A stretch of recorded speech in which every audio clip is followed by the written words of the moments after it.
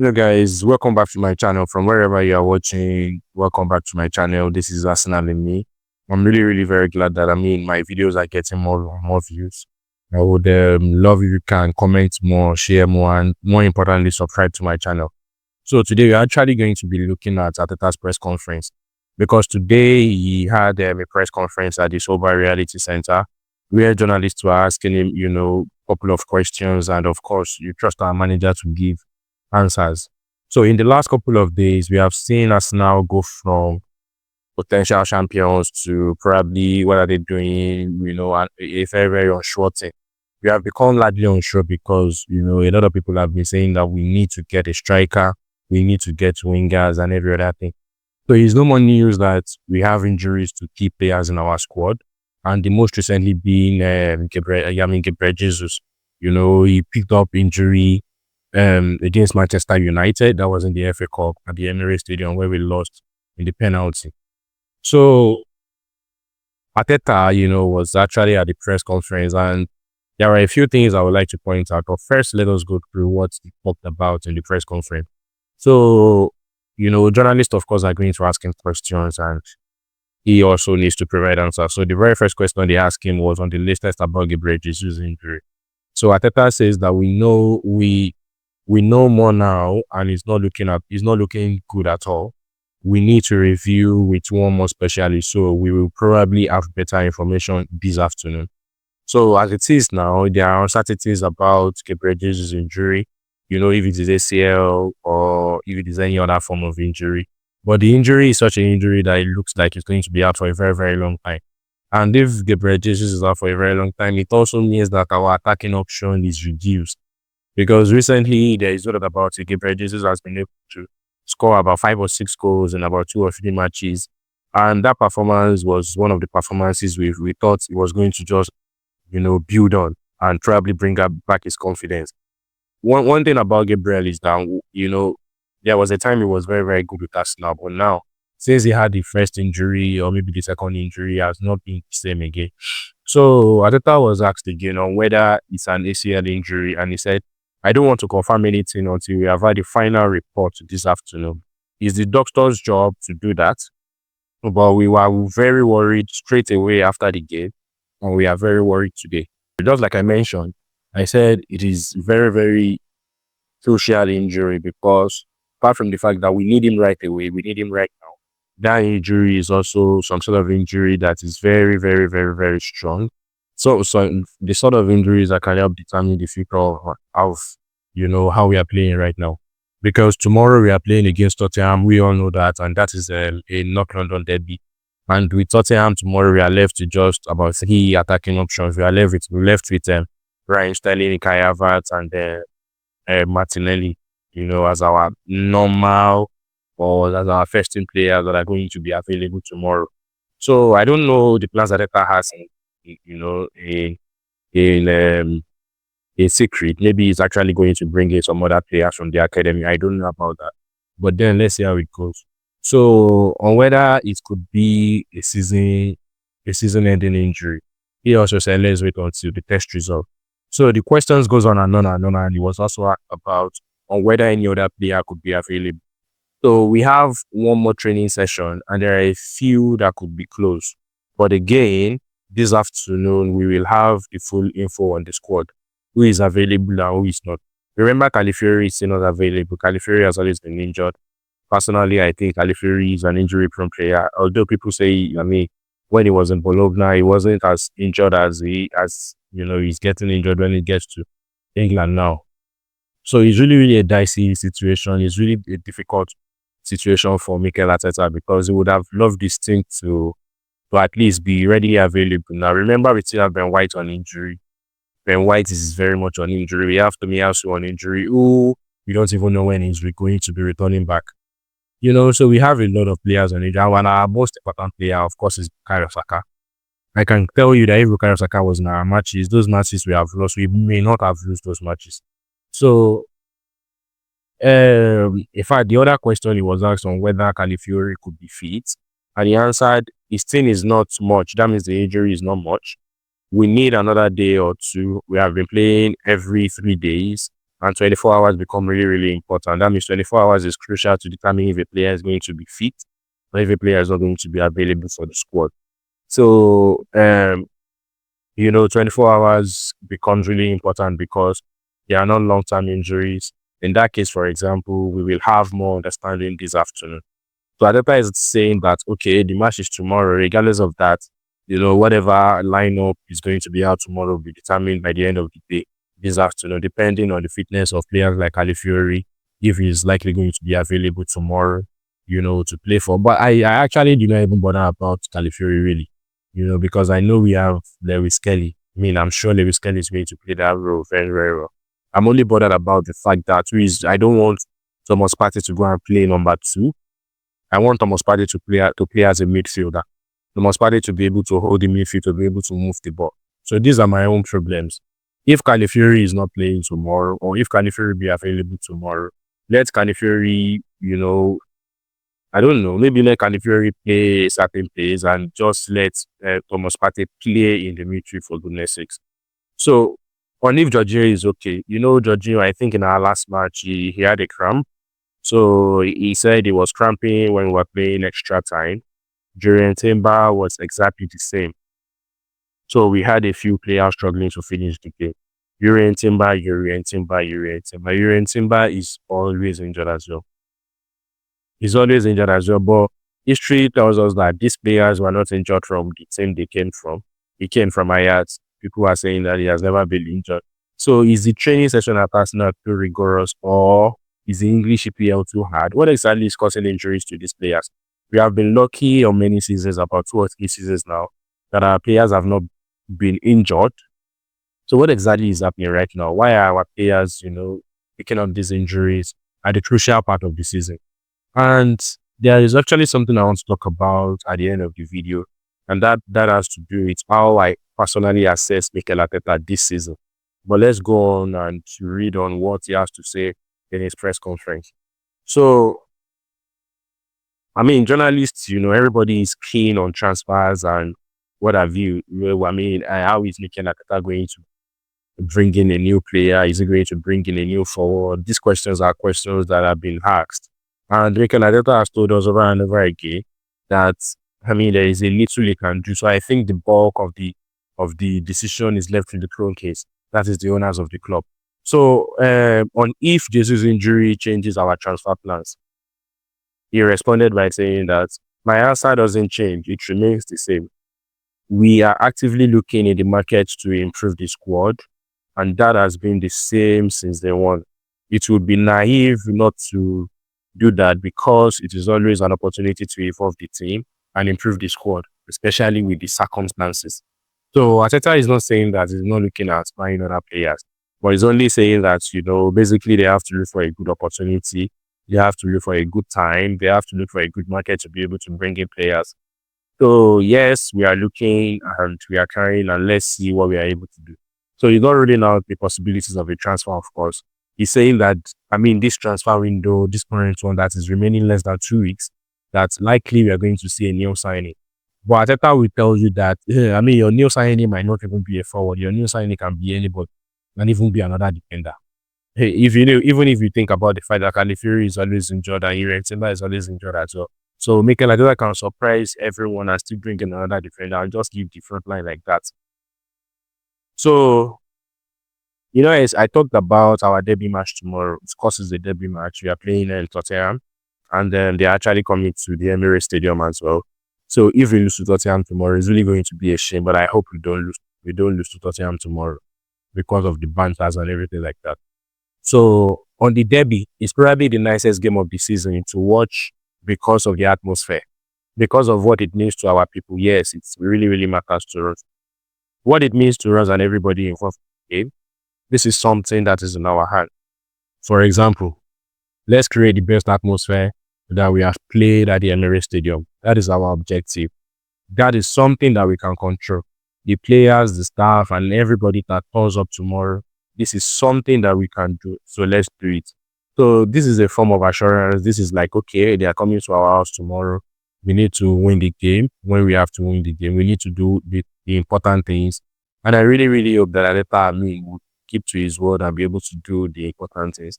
These matches are not supposed to be problems ordinarily. If you have a striker, if you have somebody that can actually score goals for us, it's not going to be a problem at all whatsoever. So what Arteta is saying is Arteta is open to transfers, he's open to bringing in players, but the bulk of the decision, he cannot make them. I think he can only suggest the players that he wants, and the Kroenkes are the ones that actually finalize on the transfer. So, in fact, there has been speculation that one of the reasons why Gasparedo left Nacional is simply because of the fact that the players in his bucket list, the players he wanted to get, it seems that the club owners are not ready to get it. Although that is not conclusive, that is unfounded. It's just part of the rumors. So going forward, so on the social media abuse directed at our players, now I need to address this. These footballers are also human beings. Before I read out what Mikel Arteta says, and it is very, very important that we treat them with caution. Just like every other day, you also can have a bad day at work. I know you will say that with the amount they pay them, they're not supposed to have a bad day. Everybody can have a bad day. Remember, Kai Havertz just returned back from sickness, not injury now. Kai Havertz was the one that scored, he has scored a few goals for us, even before this recent one. He has scored winning goals for us. So why then would you go on social media to attack his family because he has just a bad day at work? You can be angry at the player, but do not go to the extent of dragging his family to this or saying racist words to our player. What happened to common sense? What happened to the ability to be able to separate your job from your family? He's having a bad time. He's having a bad time on the pitch. And that is the reason we're talking about strikers. If tomorrow now, havertz come back on the pitch and is able to score 3 goals tomorrow against Totenham, everybody will forgot he missed certain goals against Manchester United. So why then do we have to go against his family on social media? So if anybody that has done this is apprehended, they should be dealt with appropriately. Because it's disgusting. It's a disgusting behavior. So that said, let me read what Mikel Arteta said about that. So the question again is on the social media abuse directed at our players. Now, this player in question is actually Kai Havertz. So it's incredible and we really have to do something about it because accepting that and hiding this, I think, has terrible consequences. It is something that we really have to eradicate from the game because it's so simple and so dependent on the result of an action. And there is no other industry like this. On December 27th at home, we won 1-0. And Kai Havertz scored a goal and the whole stadium sang the Waka Waka song. That was 20 days ago. Where is the perspective? So where exactly is the perspective? He scored on December 27th. Fine, it might be. See, nobody is saying you should not get a striker. Nobody is saying you should not be angry at the player. Of course, we have the right to be angry at the player because they pay for our job and we pay them with our ticket fee. But the most important thing is that you have to be sensible. You have to behave like someone that has sense, that has grit. You cannot go all out to abuse a man's family because you need to please yourself. So Arteta keeps on and he says you're all responsible and all means you guys, the media. So he's actually directing the media, blaming them. Everybody is responsible for the narrative. Everyone is responsible for how we talk and we cannot look somewhere else. That is a really serious matter. And it affects him. It affects everybody in the industry in a way. We can accept it and say that it is our job, yes, but there are certain limits and the line has to be drawn. We put a lot of attention on technology and what is next. What is next in football? The next in football might be that this is prohibited. It cannot happen. That is it. So, just like I said, please, I would really love if our fans can stay mature. In fact, Arsenal has one of the most unsatisfied fans that I have seen. We complain about every day, and you are so unsure if we still want to support our club. We can get angry, we can be angry, but we don't need to say stupid things. We don't need to say stupid things. We need to be logical with everything that we do. So going forward on what Mikel Arteta says, another question was asked on whether this is the toughest period with injury as our boss.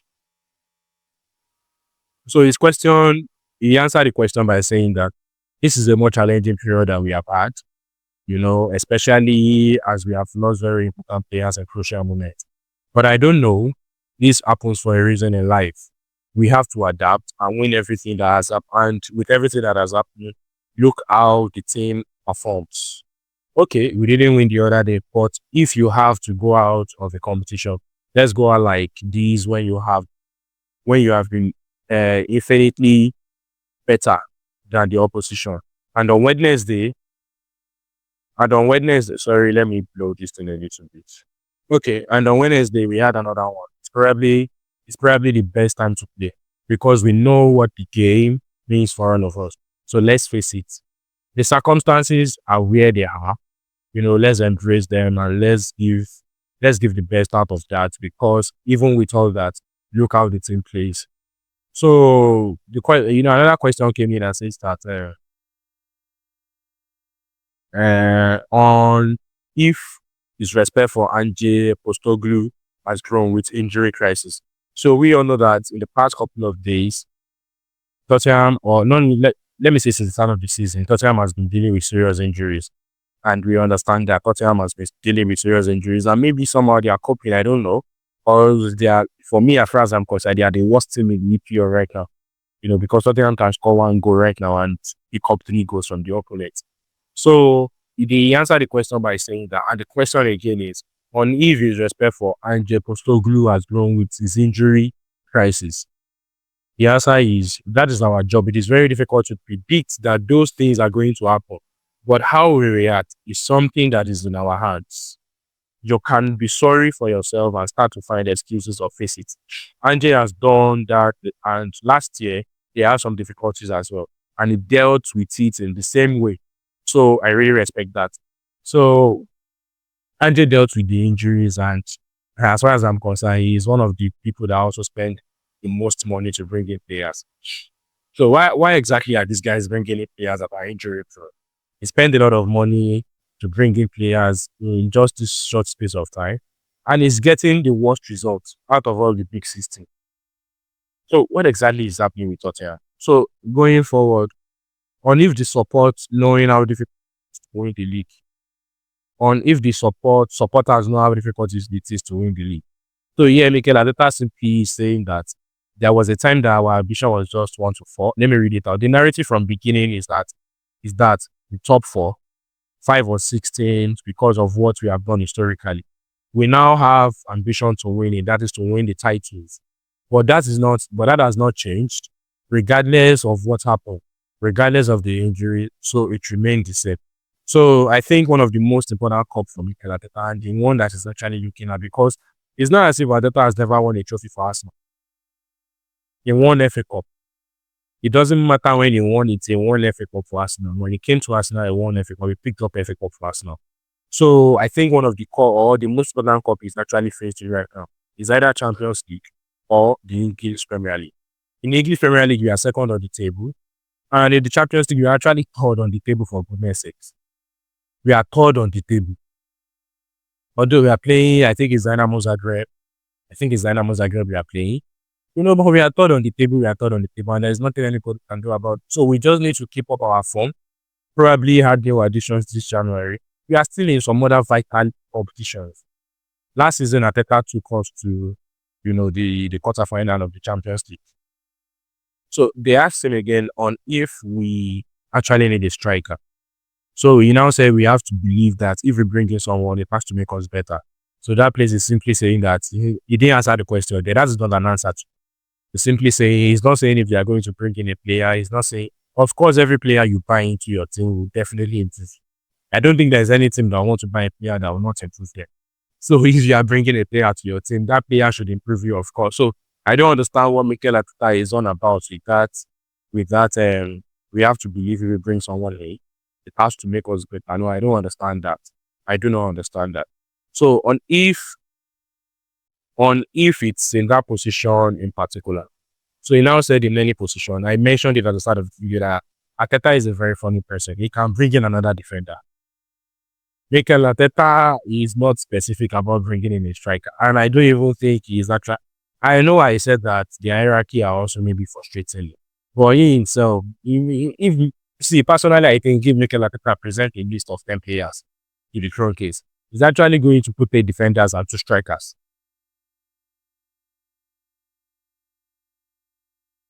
or maybe eight defenders and two forwards, maybe wide wingers. So, so that is just it for me. And on if winning tomorrow can lead to a good feeling again.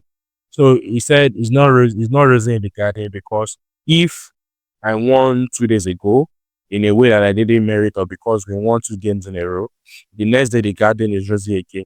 These things are about what is in the garden the next day. It is our job. What is in the garden the next day is the most important thing. Of course, managers are open to criticism. We are going to criticize Mikel Arteta if he's not delivering the result we want. Whoever is in Arsenal that needs to bring in players, Mikel Arteta should try as much as possible to make sure that these things become a reality, to make sure that these things become visible. Stop presenting defenders every now and then. We need attackers. We need those that can carry the ball, that can actually score. Even as far as I'm concerned, Odegaard also needs a very, very important player that can step in for Odegaard. Because squad rotation is very important. We need to do squad rotations. We have to do squad rotations. We cannot just keep playing all season without planning on injuries or anything like that. And we overuse our players. Saka played so many matches. So his injury is going to be terrible. So on a message to our supporters in Los Angeles following the devastating wildfire, oh, that's true. So they have our condolences. They are suffering a lot when you look at what is happening and the time that this has extended for. How many people are affected? We obviously have our ownership. Yeah, we we obviously have our ownership there and a lot of friends and people who are big Arsenal supporters. Because we have been over there for a few years, it's really, really sad. So it's time to understand the situations and help as we can. So my condolences to everybody in the United States. I don't know which state and which states in particular that are having these problems, but everybody, by the grace of God, everything will be fine. The fire will be under control, and I'm sure that the American government definitely will, will do something about it. So on supporting havertz, it's not about the individual. I think there is a big lesson here to learn from us how we have conducted, reacted, and supported the players when they have been through a very difficult time. You guys have noticed you guys have noticed sometimes when he's just a professional, there is a lot of personal issues as well. That is what I said, that these guys are also human. They are also people. You cannot just because they play for Arsenal Football Club, you can just say anything we want to them. So this club and the people here have been exceptional because every time there has been an issue, everyone has supported it and the outcome is always clear. The more support you have, the better it is. We have explained that in particular. We have explained that in particular from beginning, and when everyone is supportive, and they were talking about him being one of the best in Europe. The best medicine is that people really love the club and our players support them, and that is what I would love to see. So that is exactly what I just talked about. So I'm making the most of break in February. So we are looking at that now. Okay, the FA Cup is gone. So how can we optimize the situation in the best possible way? So we are looking at options. The calendar and the fixtures are a bit dependent on what happens in the Champions League as well. So we are looking at trying to plan the options. So I don't know what is going to happen now. I remember last season they went to Dubai. That was, I think, the December period. They went to Dubai or something like that. So I don't know what Mikel Arteta has in stock now. I don't know what he has in plans now. So the importance of break during a packed calendar. He said we knew that, and when we were involved in all the competitions, we are prepared for that and we are going to face it. So there are many questions that he was asked as well. So, he really, really talked about a lot of stuff in his first briefing. And now let's talk about Mikel Arteta. Okay. So there are some section of us now fans that say that we should let Mikel Arteta go, we should sack Mikel Arteta. Let's say we sack Mikel Arteta. Who exactly are we going to bring in? So who exactly is the professional coach available somewhere that we are going to bring in now that is not going to start his own build from ground up again. Because I don't see any coach that will come in that will likely use Lewis Kelly immediately. Or that would, they will spend the money over it. I'm not saying they may not be able to achieve what Mikel has not achieved, but this season is one of our unluckiest seasons. Injuries upon injuries, yellow card, red card, bad calls from the referees. We cannot take away all of these things. And with all of these things, we are still second on the EPL table. We are third on the Champions League. We still have an away match in the Carabao Cup. I mean, believe you me, we can actually go to St. James's Park tomorrow or whenever the match is, and we win there by 3-2. You cannot rule that out. It's last now for God's sake. I know we can be very unpredictable, but yes. And I've always thought our major trophy, the one we want, is always the English Premiership. So why are we now so fixated on trying to get the FA Cup as well as the Carling Cup? We all have said time and time again that we just want the Premiership, so that we can break the 21 years course of not winning it. Mikel Arteta bought the players because he has hopes in them, because he believes they can actually perform well. But Mikel Arteta did not lose the penalty. Mikel Arteta did not lose an empty net. I understand that is on Kai Havertz, but Mikel Arteta will still need to keep improving. Kai Havertz has scored better goals for us now. So where did we put all of that? Where did we put all those considerations? Because if you allow that thing to push the narrative into your head and say that sack Mikel Arteta, they will employ him immediately. Do you think if Mikel Arteta leaves the Arsenal job right now, he's not going to get employed right away? Come on. He will get employed right away. Just about the next, he's going to get employed. As a matter of fact, he can even go to Real Madrid. And he will take Saliba routine. He will probably take other players, maybe Saka routine. Because in football, there is honestly no reality. It's just about what each team has to offer. So I know it's a difficult time to be an Arsenal fan. I know we are facing it a lot. I know we are going through it. But let's be patient. This is just the start of the second half of the season. Injuries upon injury. Who would have even thought that we are going? I mean, Gabriel Jesus was going to pick up an injury the other day against Manchester United. Nobody would have thought that. He picked up an injury again. Mikel Arteta did not plan for that. Now, Mikel Arteta needs to now bring in players that can actually step up and play when we need them to. I don't want a situation where we overuse Bukayo Saka. Those are his problems that am highlighting.